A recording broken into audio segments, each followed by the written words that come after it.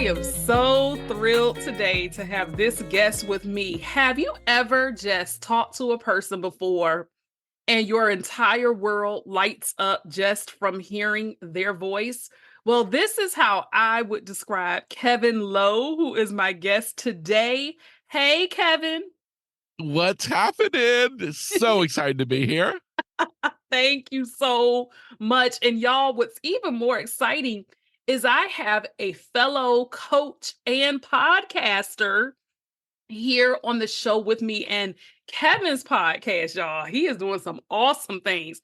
His rank, so mine ranks in the top 5%, but y'all, I'm trying to get like Kevin because his ranks now in the top 2% of all podcasts. I'm going to get him to actually share all about it. But first of all, Kevin is a purpose-driven life coach. That is powerful in and of itself.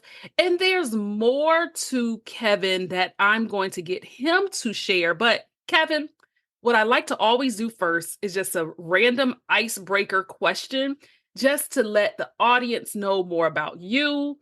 And then we will go into the core or the crux of the actual interview. And so, Kevin, this is what the question is. Kevin, thinking back on your childhood summers, what is one of the favorite things you used to do as a kid during your summer vacations? So that would be me and my dad. I was big into riding dirt bikes, and that was Mm. something me and my dad did together. And so every summer we would go to Brooksville, Florida, and we would camp at this state park, 2,000 acres, middle of nowhere, hot as all get out, not a bit of water in sight. And yet we would spend all week long doing nothing but riding dirt bikes through that entire forest, camping with my dad. And that is my favorite memories of childhood summers. Oh, that sounds really fun and exciting. And I'm an outdoorsy person, so I can just imagine that. I've actually never driven or rode in a dirt bike, so I might have to try that one of these days. You never know. But yeah. That's right. Yes. So, Kevin, if a person were to ask you about yourself or you knew this man named Kevin Lowe, Kevin, how would you answer this? Who is Kevin Lowe?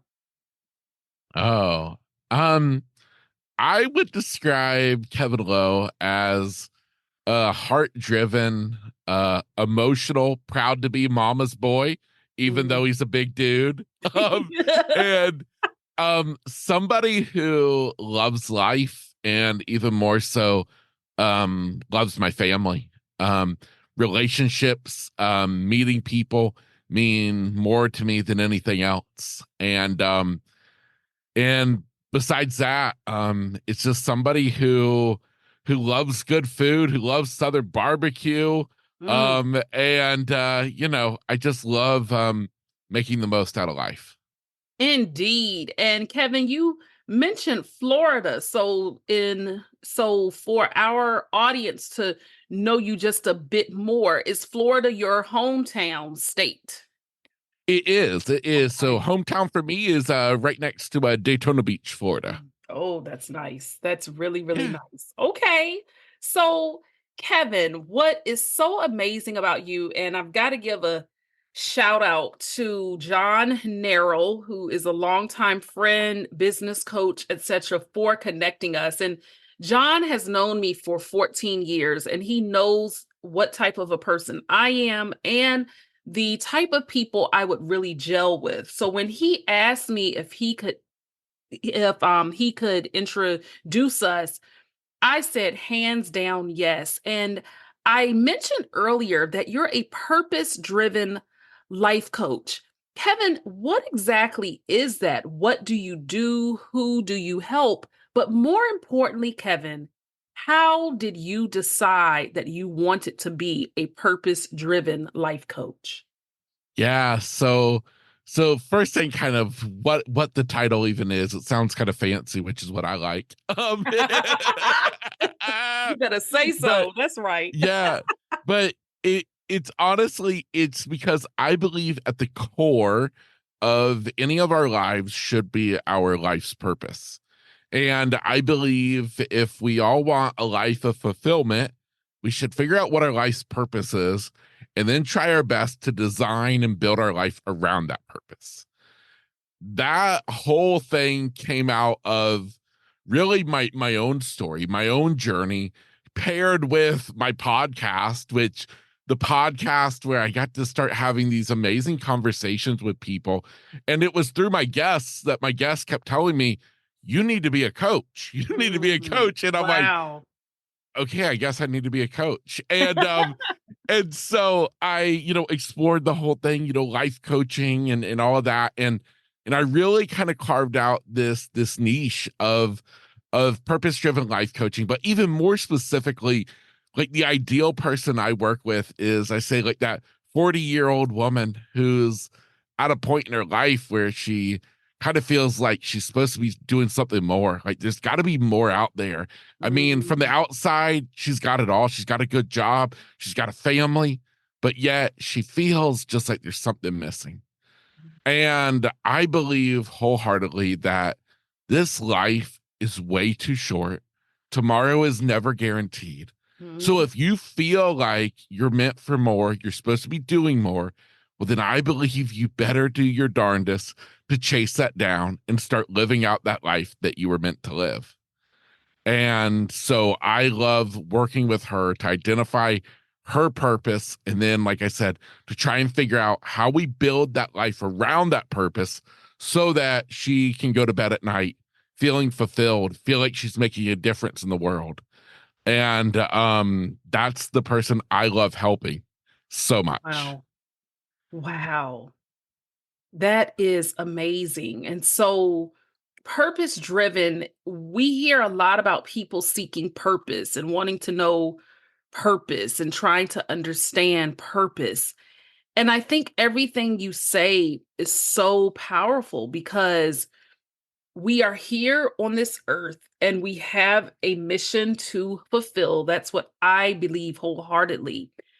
But, Kevin, one thing I haven't yet divulged to the audience, and I don't have the actual topic um name yet in terms of the actual episode title. So it might be in the title, it might not. But I think this is a good transition into what led you down this path. In other words, Kevin, a huge part of your testimony and journey and story is something incredible. And what I mean is something huge and large, but now it's mightily incredible. Something incredible happened to you that led you to where you are now. Share with us that portion of your journey.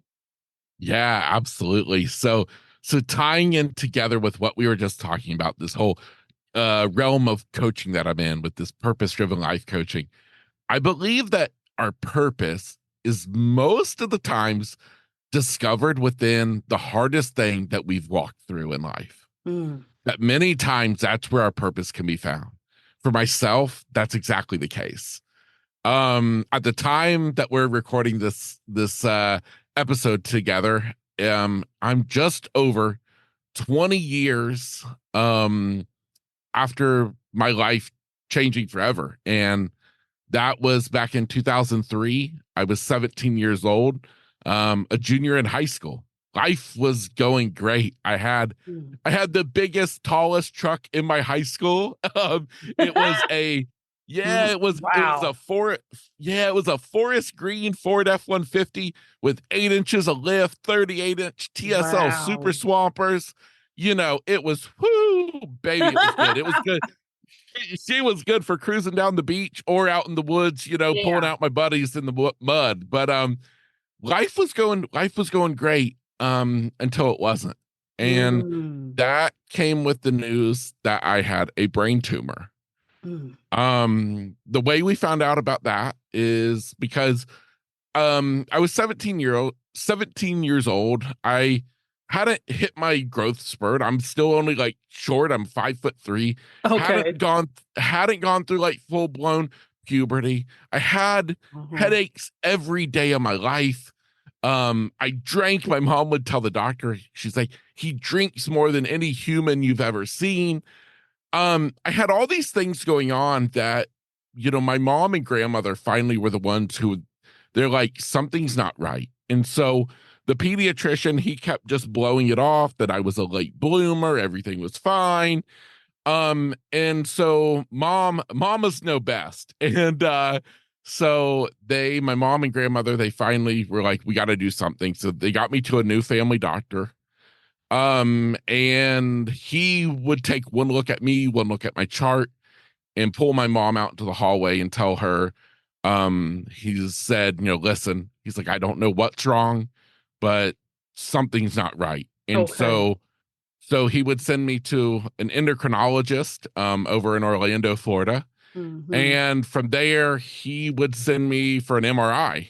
And my mom got the call on a Friday evening, and it was the news that the MRI results came back, and as the doctor told my mom, it was worse than he ever expected. I had a plum-sized brain tumor Wow. that had completely encased my pituitary gland, was in the crosshairs of my optic nerve, and was now pressing against my carotid artery. Wow. We would find out that without having this tumor removed, I had at most 6 months to live. 6 months. 6 months. Okay, Six. pause here. I'm going to let you continue.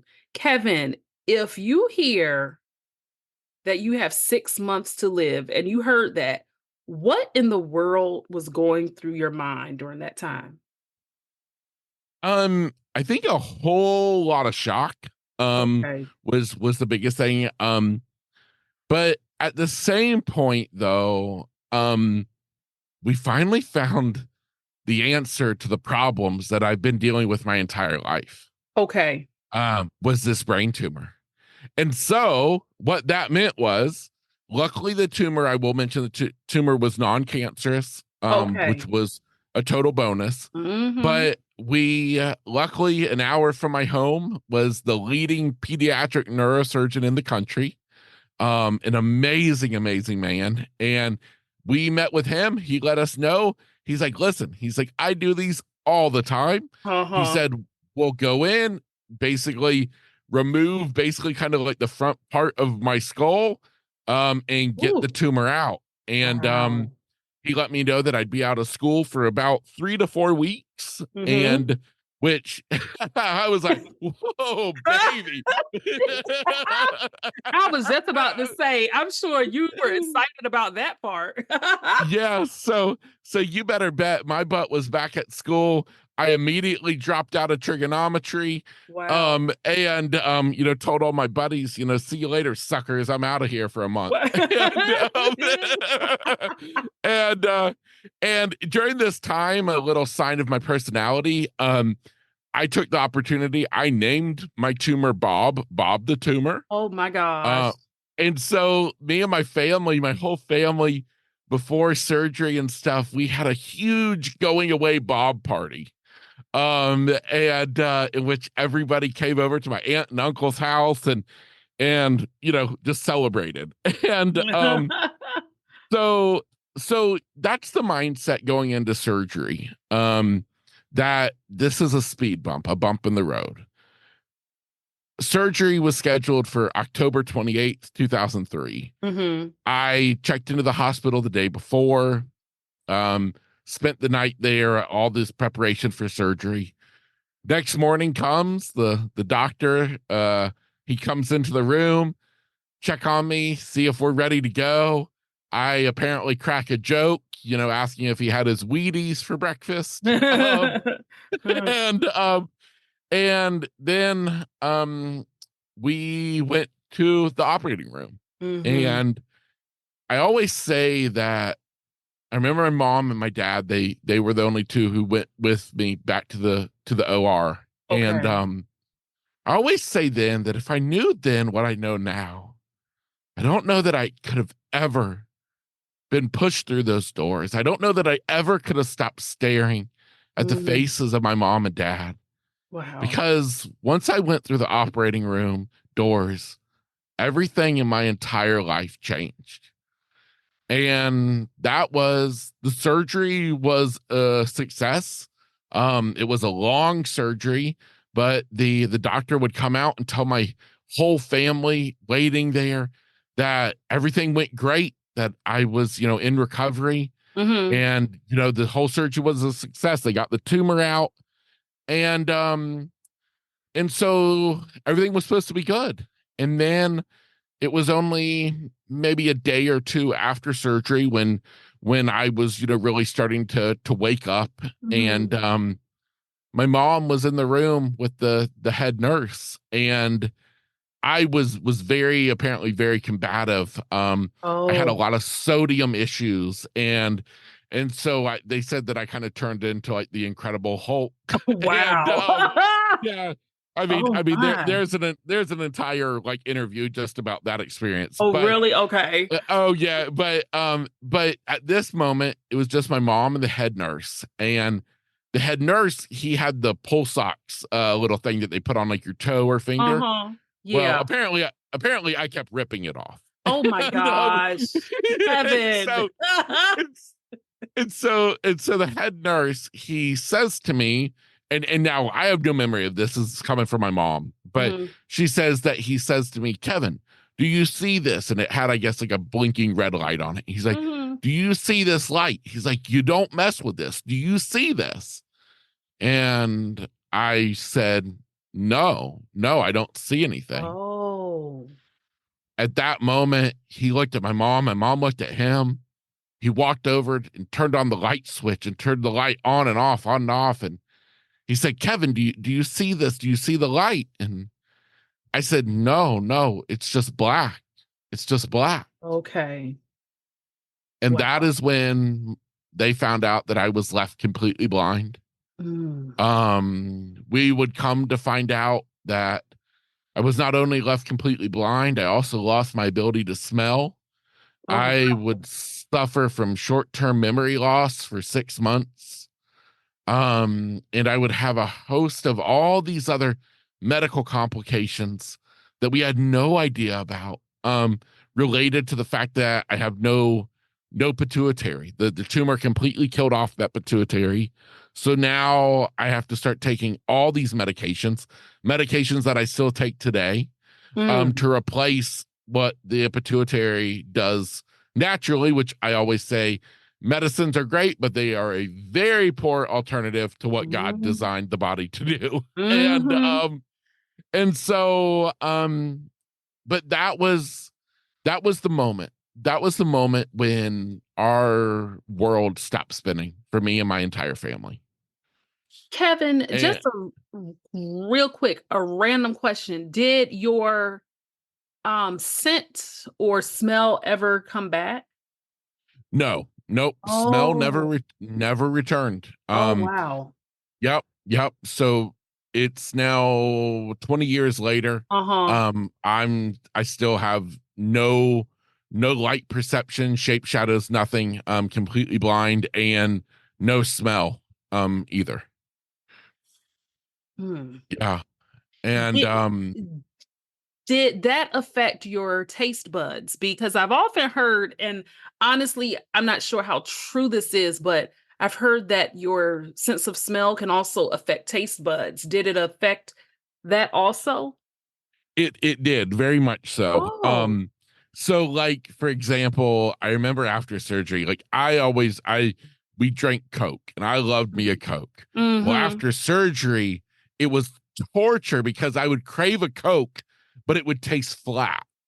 Oh, I see. Yes. Okay. Okay. Now over time, it came back in the form that, today, I mean, I drink way more Coke than I should, but and I enjoy it. But my because a lot of people, they do think that if you can't smell, then you can't taste. And Uh-huh. I can't totally explain it other than the fact that I feel like God was like, you know what, we're gonna at least let you be able to taste some stuff because I know you love food. And but my taste, so I can taste everything except for my taste is not like super keen. Like, for example, like I drink like Gatorade. And Okay. you could and you if you gave me two kind of similar flavors of Gatorade, I wouldn't be able to tell you which one was which, you know. Mhm. Okay. Yeah. And Yeah. so this leads me, Kevin, to asking you, and of course, we are going to get more into the coaching aspect, but what were some of the most, yes, you've talked about, of course, scent, smell, things like that, but what would you consider were some of the most significant challenges you faced while adjusting to life without sight? And how did you develop the resilience to overcome them? Um, I think one of the hardest things that has been is the lack of freedom. Mm, I had my own truck. I could go as I pleased. I could go where I wanted. Becoming blind took that freedom away from me. mhm, Um, and in many ways, I felt like for a long time, I was kind of taken back to a child. mhm. I can remember my mom, she would drop me off at my nana's house each morning like she would do when I was a little kid, and she would go on to work and I would stay with Nana all day. Mhm. Because I never went back to school the rest of that junior year. Instead I had teachers who came to my Nana's house, a teacher who taught me my school subjects, another who taught me how to read Braille, Oh, yes. and a computer that talks, and then another one who taught me how to get around. And so I would spend the days with Nana, which Nana there's been so many blessings that I have gained Mm, because of what happened to me, wow. that I know that if it wasn't for this, that so many of these things wouldn't happen. And one of those is the fact that I got to become best friends with my Nana, with my grandmother. Oh, how beautiful. Oh, She is somebody, I'm blessed the fact that, I mean, only live about 5 minutes from her and my mhm, papa, but I talk mhm. to my Nana every single night. I call her somewhere between about 7:30 and 8. I know her schedule pretty well. Oh, and that's beautiful. Yeah. Yeah, and so Nana was a big part of that healing journey, which honestly it took a long time, both healing physically from the effects of the brain surgery, and then even longer emotionally. And you're a man of faith, and that's something that we have in common. Both of us are saved and are followers of Jesus Christ. And my question is, Kevin, at any point, did you feel anger, resentment, frustration, even towards God? Did your faith waver at any moment, or has this actually gotten your faith to be much stronger? Through the years, it has made my faith so much stronger. Mm. Now, I can tell you that for the first, gosh, long while after this happened, I can remember every night going into bed, and this was even a while after surgery because I actually have memory of it. Because my memory doesn't pick up till probably about a month after surgery, being back home. Okay. But I can remember laying in bed at night, and I can remember praying, and I can remember laying in my bed with my face in the pillow, just sobbing every night. And every night I would just beg God, beg him to let me see again. And there were times I would get so angry, and I would tell him I was so angry. Mm, But every single time I always stopped and I would always ask for his forgiveness. Because I mm. always told God, God, please, I didn't mean it. Please forgive me, because I knew I couldn't do this without him. Yeah. Yeah. And Wow. I'll even share that right after coming home from the hospital, when I don't have any memory of it, my mom always tells the story that she asked me one morning who I talk to when I go to bed at night. Um Mhm. she's like, Kevin, I always hear you talking. Who are you talking to?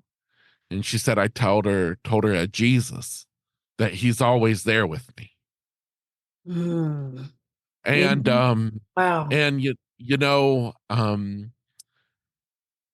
faith, relationship with God, it got really hard, I know, especially for my mom and my sister, where it kind of turned them away from Mhm. God.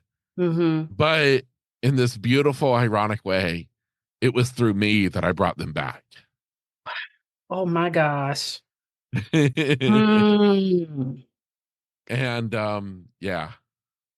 So, how does this personal journey I'm going to transition more into the coaching aspects of it because you don't use this as a crutch despite having certain limitations and certain challenges as does every human being.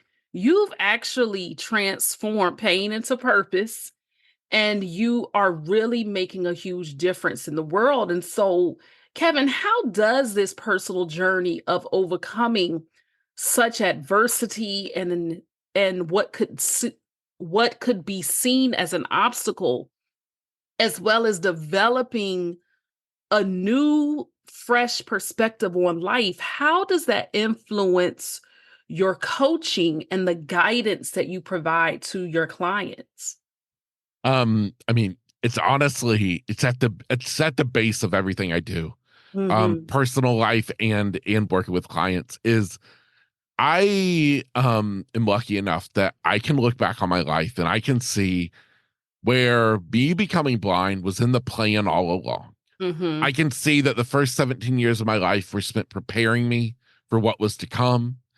And I have to believe that God knew that I was a person who I would go through this and I would turn it around to use it for his good, for That's his glory. yeah. And over time, many years, I would be able to move on with life, and I finally learned to love life again, even if I couldn't see it.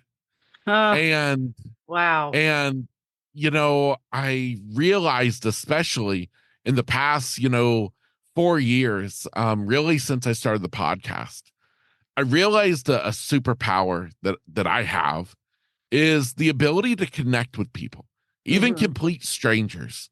And I believe that comes from the fact that I can't see them.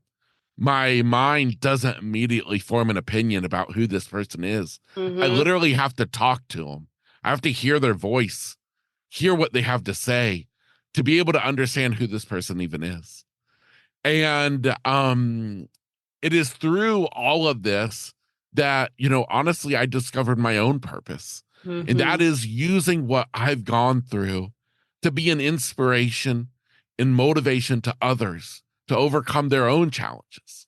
Yeah. And so getting to do that as a coach and helping my clients to discover their own purpose and, hidden inside of those challenges they've already been through in life, Hmm. and yeah, I don't know if I answered your question, but I'm hoping I did. Yes, you did. Like I said, offline, we are having a conversation. It's no right or wrong here. It's all good. It's all good. Yes. And so, one of the ways that I know that you do that, and as a coach, I don't want you to give away all of your trade secrets because although we as coaches are giving people, we want paying clients. So, therefore, I asked that because one of the ways that you do this is that you use something that's called the arise process. I do know that I saw that on your LinkedIn, but without going into too much detail, because again, this is your signature type of program, but What made you decide to come up with that acronym using the word arise? And how does that process empower people to navigate through their challenge, discover their purpose, as well as emerge even stronger? Yeah, yeah. So the word arise is just powerful in of itself. Mhm, And I believe that when I'm working with somebody, they're obviously at a point in their life when they want more. Um, and so helping them arise to that level that they want to be at. And so, yeah, that is kind of like a foundation step is with anybody I work with is taking them through that process of all in the effort of helping them to identify their life's purpose. Because, mhm, a lot of us, I mean, we think we know, but maybe we don't know what in the world our purpose is. It's kind of a big idea to tackle. And that foundation that I've created is a really what I love to say is just a heart driven, heart centered conversation with my clients. I am not one of those coaches who is just like strong and mighty and makes you feel intimidated. mhm. I am all about it's a conversation with Yeah, somebody and helping them to understand them yourself and ultimately hoping to let them see themselves the way that I do. yeah. Um and that getting to see them for who they really and truly are.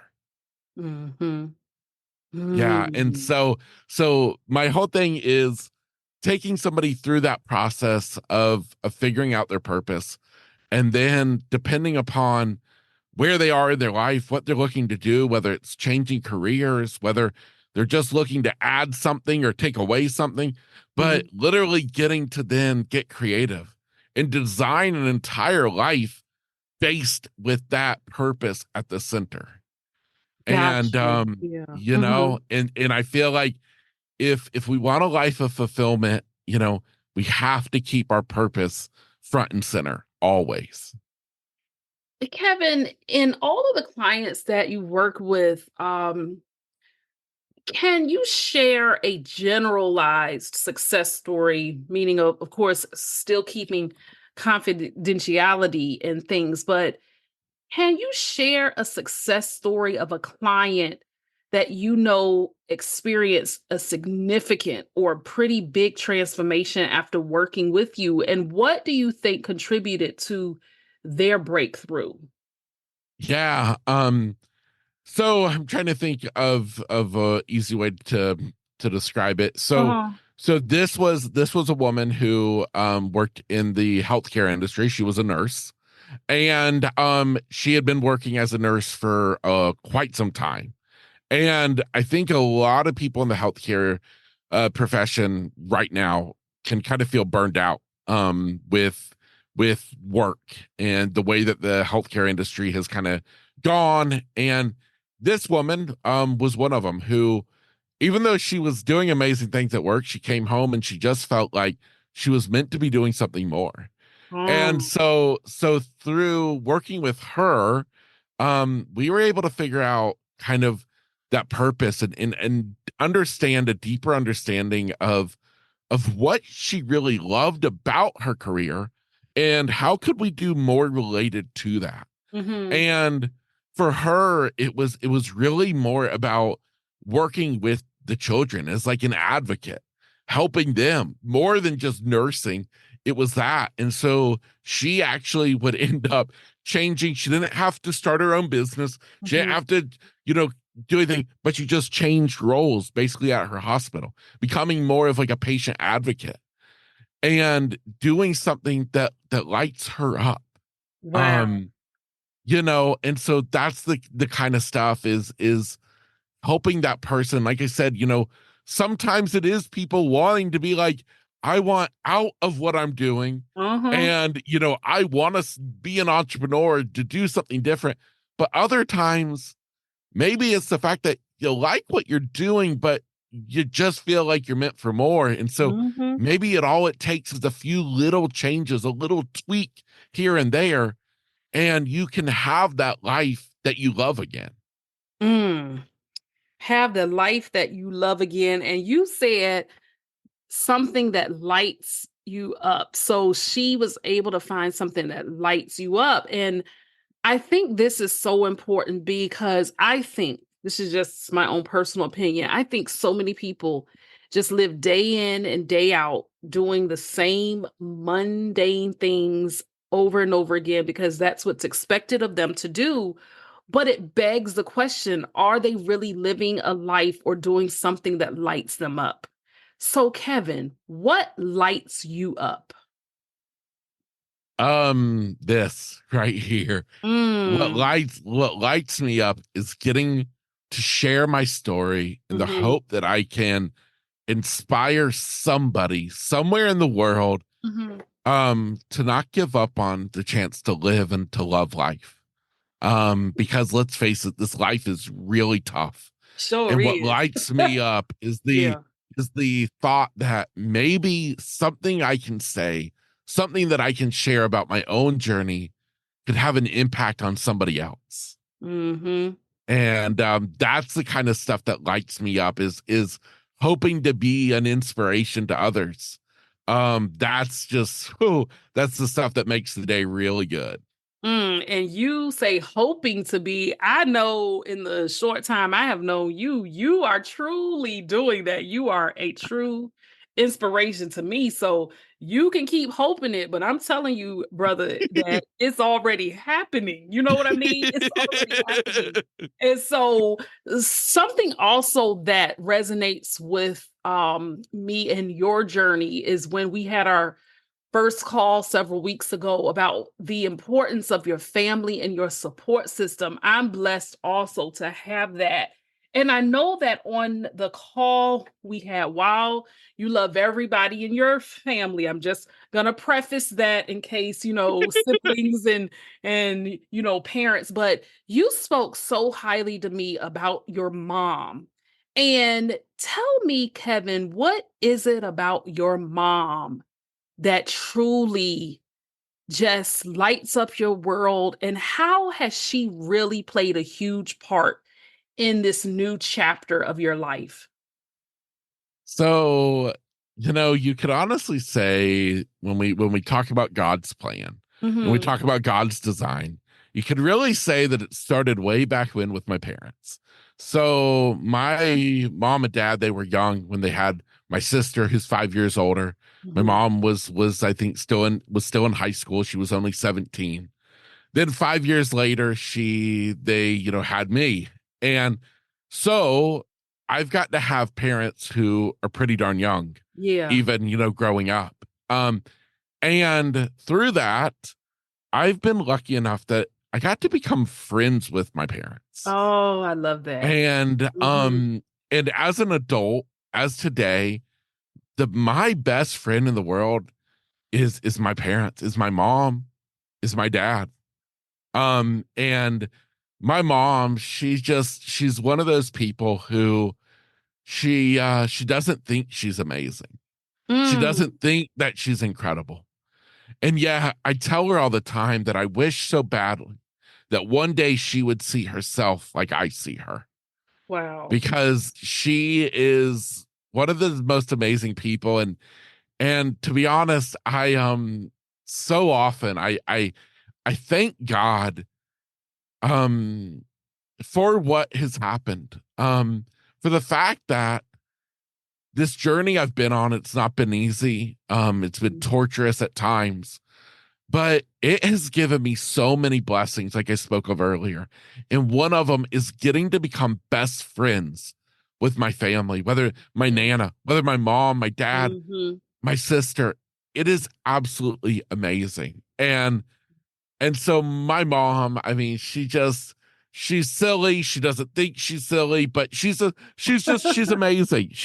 I love her to pieces. And Mhm. it's honestly, it's just my whole family. Everybody is who they are. And I am just so blessed to have the family that I do, because honestly, I remember back right after becoming blind, after all this happened, I Mhm. remember I created an equation for life. And it was faith plus family equals a life worth living.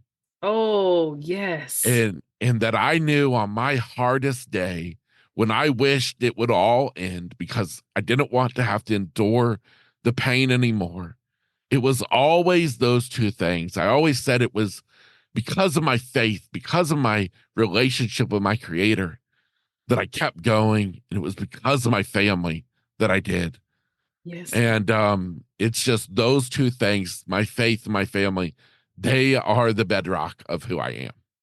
And they definitely embody um inspiration. They definitely embody what it means to have inspiration.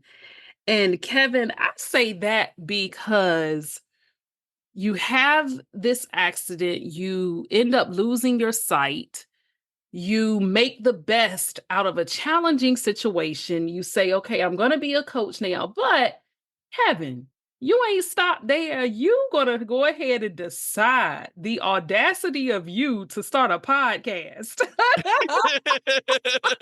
What in the world? And what, like, wait a minute. Wait a minute. He can't see. How he gonna start a podcast? Y'all, I'm telling you, those are the questions people will wonder. And it really leaves little room for excuses for those of us who are sighted. Kevin, grit, grace, and inspiration. Oh my goodness. That title right there, Real Talk, gives me chills. When did you develop this concept of a podcast? What caused you to? Because in my experience, as I told you, when I started mine, I hadn't even listened to podcasts. But what caused you to say, I'm going to start this podcast? What led you to naming it that? And what is your hope for the podcast in terms of what effect do you hope that it has on your listeners' lives? So now that you've built it all up, I'm going to tell you the real story. Okay, please So, do. Keep it real. so, so you know, like that scene in a movie or maybe in your real life, I don't know, when it's the scene of the two guys at a bar and the guy sees this real hot chick and he's like, oh man. And the Uh-huh. buddy's like, and then all of a sudden though, she's like making him think, oh yeah, she's attractive. And then she's like, oh, but here, you would love my, ugly friend, Oh you know, yeah. so so to be honest, podcasting was the ugly friend. Wow. Be- because so this was back during the height of the pandemic, Oh. when we were locked away in quarantine. And I decided it was finally time for me to start that YouTube channel I had been dreaming about. And so literally I started ordering all this stuff off Amazon for doing a YouTube channel, and I'm getting so excited about it until the stuff started coming in from Mhm. Amazon. And it hit me one day and I thought, Kevin, if you don't have somebody sighted who Ah, can be there with you every day to video you, to help you out with all that, I'm like, you ain't going to be able to do this on your own. And you're one thing I've right. learned, and the one thing I've learned is the less you can rely on others, the better off you are. And so, Indeed. I didn't and think so, of that, but it is yes, true. It's really yeah. true. So I was super upset, so upset about this whole idea dream I had went bust. And that's when my sister Tiffany said, well, why don't you do a podcast? And Yes. my response, what the heck is a podcast?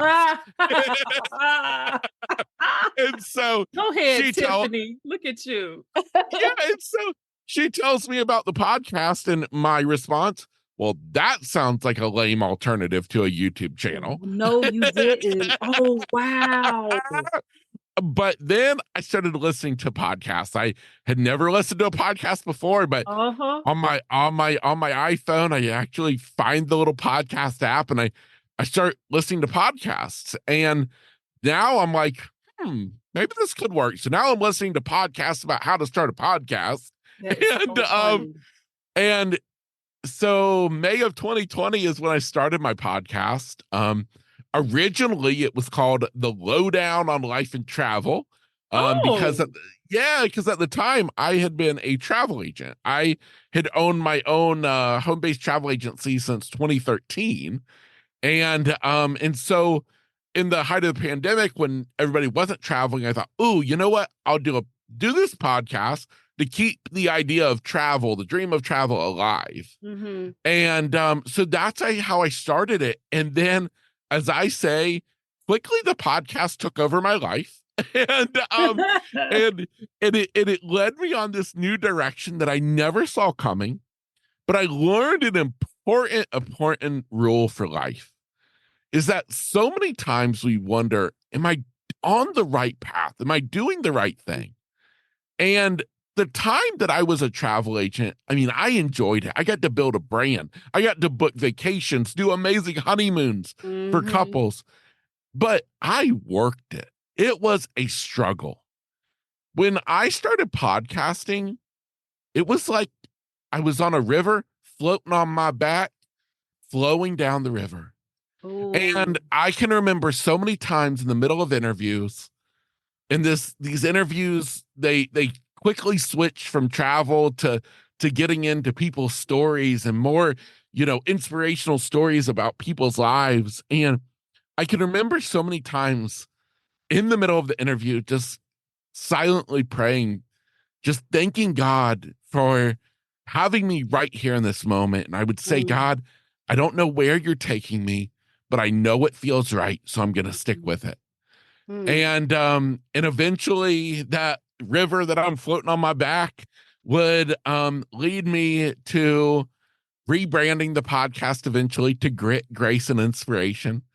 And with the whole mission of the podcast is what I kind of said earlier, is to inspire the person on the other side of the world who I'll never meet, I'll never hear from, Mm-hmm. but they hear something I say or my guest says, and it makes them think, you know what? If they can do it, so can I. And Yes. so and so that tells them right then, you know what? I'll give it another shot. And that's the mission behind my podcast. The podcast, I realized, unlike YouTube, I was designed for podcasting. I was Mm-hmm. like, the world of audio is the blind man's jam. Yeah. And I'm Yes. like, Uh-huh. and so it was just amazing. And I kept having these interviews with people.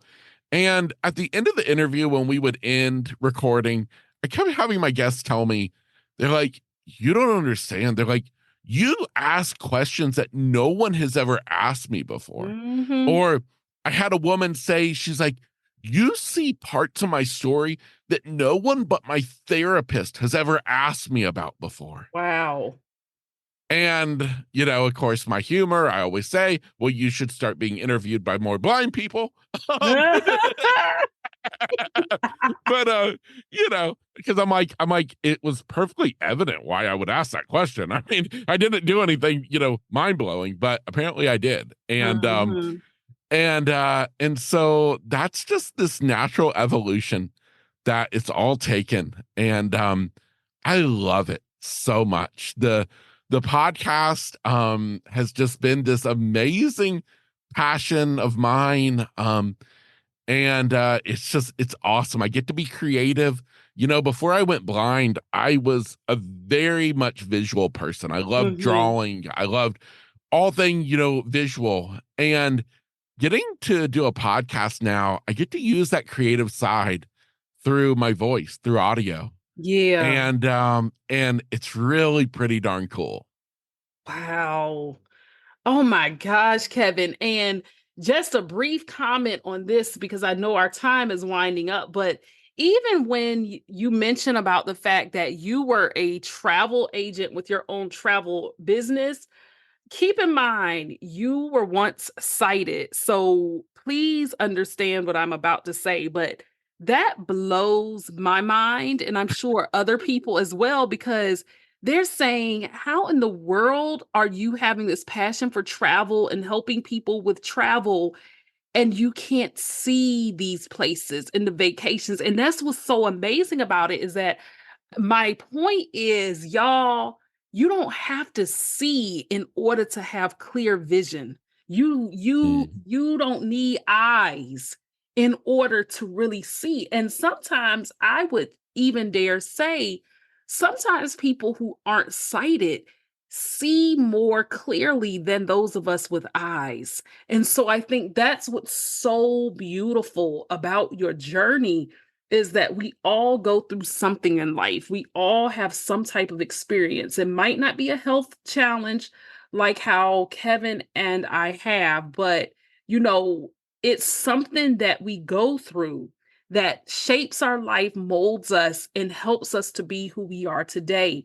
And so, Kevin, say that a listener right now is feeling really stuck in their current circumstances and is really, frankly, struggling to even take a first step toward making a positive difference in their life. They may see where they want to go, but just are stuck and don't know how to get there.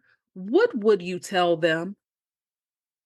My first thing is to give yourself grace, to give Mm, yourself a break, to let yourself understand that you are amazing, even where you are right now.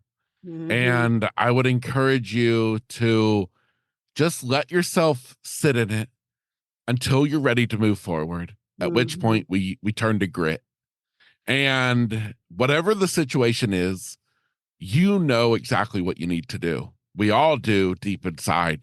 Sometimes it just takes the courage to do it.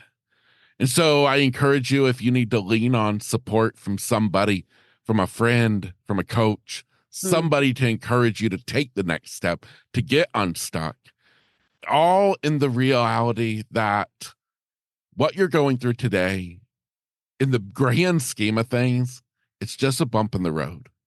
If you can mhm. get past this bump, you can get back to living and enjoying life like it was meant to be.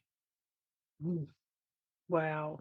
Get back to enjoying life as it's meant to be. Wow. Kevin, my question to you as we come to a close is what has this journey of just not losing sight, but journey of being a coach, a transformation slash purpose life, a purpose driven coach, as well as a podcaster of this amazing podcast, Grit, Grace, and Inspiration. What is it about you now that you never thought that you were able to accomplish or be? In other words, what has this taught the most about yourself? Oh, wow. You know, I don't even know how to answer that other Mhm, than when all of this happened, and in the years following, um, it was easy to understand that all my dreams were gone. mm, Everything I ever dreamed of for the future was no more. And it's really amazing today, even though I'm blind, that I get to wake up every morning excited about the day ahead. Even though I'm blind, I get to keep going. I get to love life. I get to experience this world in a whole new amazing way that has only been made possible because of what happened to me. mhm, And I never would have realized that I would get to this point in my life. And in some weird way, I have to be grateful that it all happened like this, because I don't know that I'd be the same person I am today. I mhm. wonder sometimes, if this didn't happen, would I still call my Nana every night at 8 o'clock? Would Ooh, I tell you that my mom and my dad are my best friends? I don't know that I would. And understanding that family, faith are the most important two things you can have in this world, I have to be grateful at the end of the day for the way it's all worked out. mm.